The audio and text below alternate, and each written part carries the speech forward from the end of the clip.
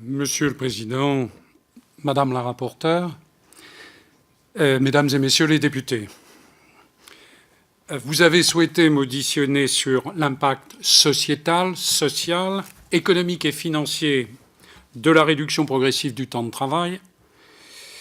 Cette audition devant votre commission d'enquête s'imposait à moi, mais croyez bien que je réponds à votre invitation avec plaisir et que je suis heureux de me retrouver dans une enceinte parlementaire. J'ai observé et apprécié votre choix d'un champ très large pour votre étude.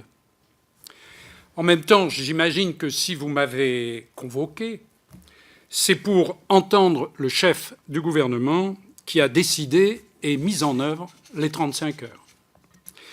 Aussi, au cours des 15 minutes que vous m'avez accordées pour mon propos introductif, vous comprendrez que je me centre sur les 35 heures et que je le fasse en termes encore généraux. J'essaierai aussi, comme vous l'avez d'ailleurs souhaité, resituer quel était l'enjeu pour nous à l'époque. Votre questionnement permettra sans doute que nous entrions ensuite dans plus de détails. Dans cette intervention liminaire, faisant écho à ce que vous venez de dire, nos pensées se sont donc rencontrées. J'aborderai 3 points. Pourquoi avons-nous décidé les 35 heures? Comment les avons-nous lancées et mises en œuvre? Quel en a été l'impact? Pourquoi avons-nous décidé les 35 heures? Tout d'abord, dans l'opposition, de 1995 à 1997, nous avions beaucoup réfléchi et travaillé sur la question de la réduction du temps de travail. Passer aux 35 heures fut donc un des principaux engagements du programme que nous avons proposé aux Français lors des élections législatives de 1997. Une fois élus, ces engagements devaient être tenus. En 1997, le chômage était l'obsession de nos compatriotes. Les chômeurs étaient au nombre de 3 250 000, ce qui représentait 12,6% de la population active.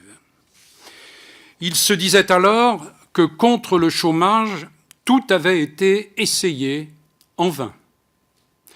Nous avons décidé de rompre avec ce fatalisme. L'action pour l'emploi devait être placée au cœur de notre politique.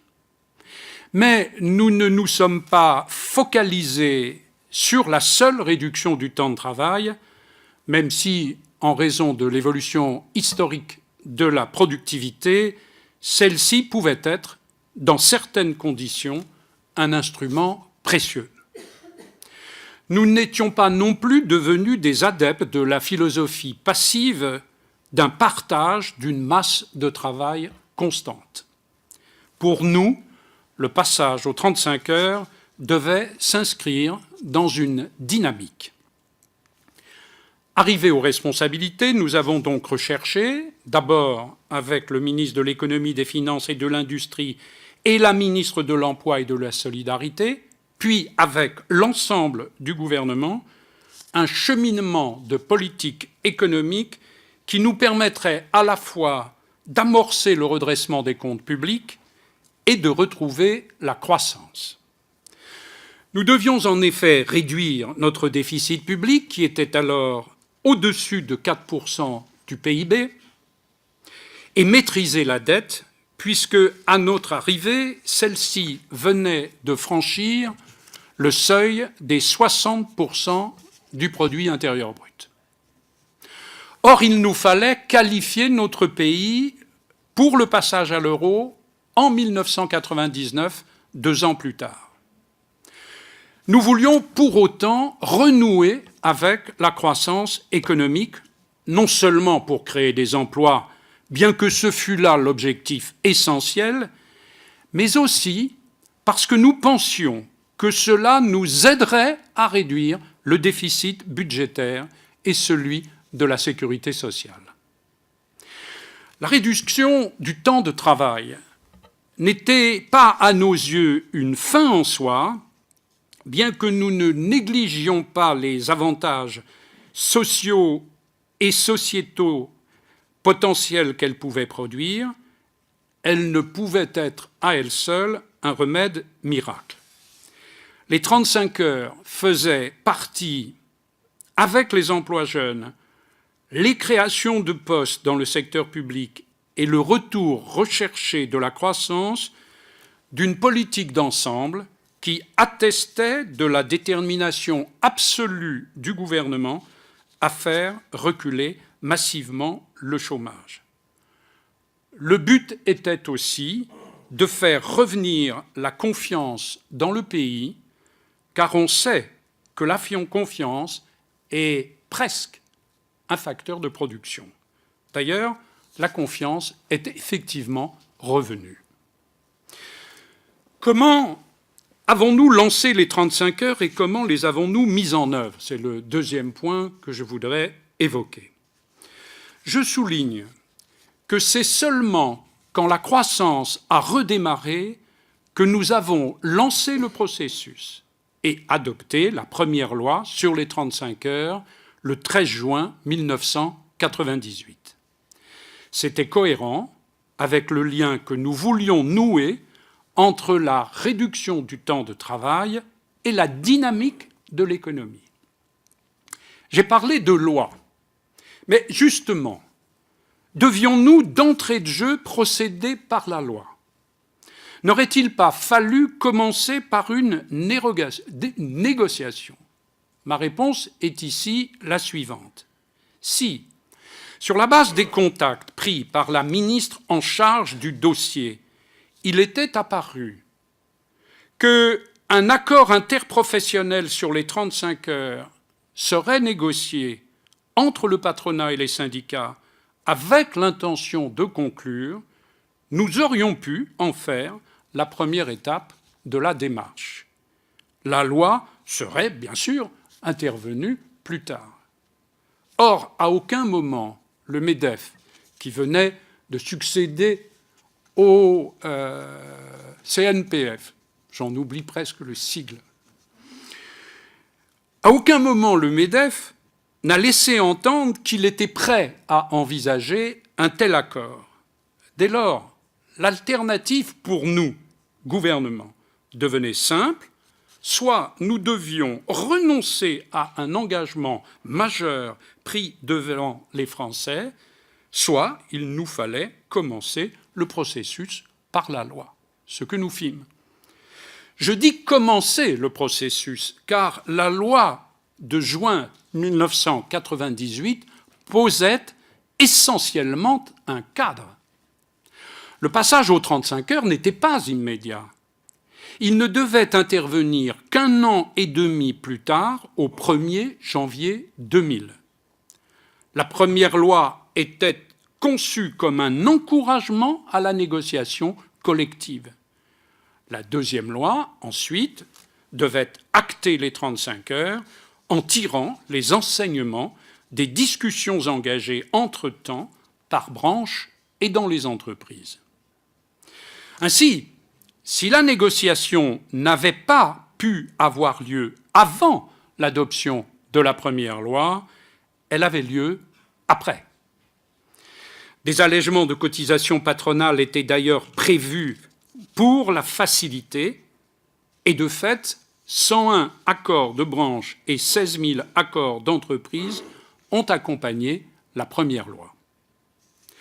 La deuxième loi sur les 35 heures est intervenue le 19 janvier 2000. Elle a fixé la durée légale hebdomadaire du travail à 35 heures et son équivalente annuelle à 1600 heures. Elle ne s'appliquait pas, vous le savez, elle ne s'appliquait plus exactement, vous le savez, qu'aux entreprises de plus de 20 salariés. Pour les entreprises de moins de 20, la décision était renvoyée à 2002. L'aide incitative dans la deuxième loi était remplacée par un allègement de charges pérenne, mais qui était naturellement lié à des créations effectives d'emplois. Sur les 5 ans de la législature, 212 accords de branche et 100 000 accords d'entreprise sur la réduction du temps de travail ont été conclus. Cela veut dire qu'il y a eu un nombre considérable de négociations entre les responsables d'entreprise et les syndicats.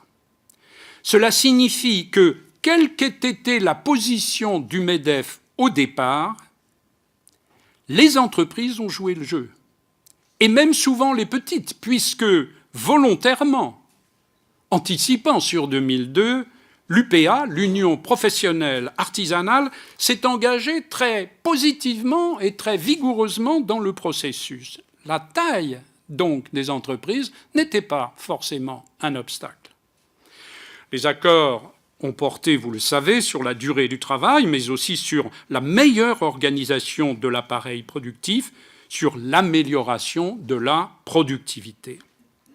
Au bout du compte, on a rarement négocié dans les entreprises sous le cadrage de la loi autant que dans cette période dans notre pays. Troisième point, maintenant, quel a été l'impact des 35 heures ? Il n'est pas forcément aisé à isoler. D'une part parce qu'au moment où j'ai quitté les responsabilités en 2002, nous manquait encore du recul pour tracer un bilan. En outre, les entreprises de moins de 20 salariés n'étaient pas globalement passées aux 35 heures. Elles n'y passeront d'ailleurs pas en raison de l'arrêt du mouvement de réduction. D'autre part, dans les performances économiques de notre pays entre 1997 et 2002, on ne peut pas toujours très précisément, je me répète, isoler la part qui revient à la réduction du temps de travail dans notre politique économique d'ensemble. Quelle évaluation raisonnable peut-on faire de l'impact des 35 heures ? En termes d'emploi, les travaux de la DARES et de l'INSEE montrent que les 35 heures ont permis de créer de 350 000 à 400 000 emplois, et ceci dans le seul secteur concurrentiel. On devrait d'ailleurs y ajouter les emplois indirects dans le loisir et le tourisme, par exemple. Et même l'effet de croissance produit par le retour à l'emploi d'hommes et de femmes nombreux, jusqu'alors improductifs. À propos du coût des 35 heures, je voudrais souligner un point central de notre démarche. La logique des lois sur les 35 heures était qu'elles ne coûtaient que pour autant que des emplois étaient créés. Les allègements de charges représentaient des dépenses pour l'État, mais elles étaient en grande partie compensées pour l'État et surtout pour la sécurité sociale par la baisse des dépenses d'indemnisation du chômage et la hausse des recettes sociales et fiscales. Le coût des 35 heures, en termes financiers, a été évalué à 7,7 milliards d'euros par la direction du budget après 2002. Quant à l'impact positif pour la sécurité sociale et l'UNEDIC, des retours à l'emploi massifs, il a été évalué par la DARES et l'UNEDIC à 6,5 milliards d'euros. Il y a donc eu un effet de compensation globale important. Le coût net serait d'environ 1,5 milliard d'euros pour la collectivité, pas naturellement pour l'État. Pour ce qui concerne l'impact de la négociation des 35 heures sur la compétitivité de nos entreprises, je veux souligner ceci. Notre intention était que la réduction du temps de travail n'affecte pas cette compétitivité pour autant qu'elle relevait des coûts salariaux, bien sûr. Les gains de productivité obtenus par une meilleure organisation du processus productif, négocié avec les syndicats, l'effet des exonérations de charges et une certaine modération salariale devaient y pourvoir. Cela a été le cas. Regardons en effet les indicateurs économiques de notre pays dans la période 1997-2002, au moment où l'effet des 35 heures jouait à plein. Notre croissance économique a été supérieure d'1 point à la moyenne européenne. 2 millions d'emplois nets ont été créés, ce qui est le record absolu pour 5 ans dans l'histoire économique de la France, y compris pendant les 30 glorieuses où le taux de croissance était supérieur. Le nombre des heures travaillées en France a atteint un record. Le chômage a été réduit dans la période de 900 000 personnes. Le taux de chômage est passé de 12,6 du PIB en 1997 à 9% en 2002. Le déficit budgétaire et l'endettement ont été réduits, non pas en chiffre absolu, mais en proportion de la richesse nationale. Notre balance commerciale a été excédentaire, largement. Enfin, la sécurité sociale s'est retrouvée à l'équilibre. J'ajoute que le pouvoir d'achat moyen par ménage a progressé plus que pendant les législatures précédentes et suivantes. J'indique là des faits incontestables. Les 35 heures n'ont pas empêché ces résultats macroéconomiques positifs.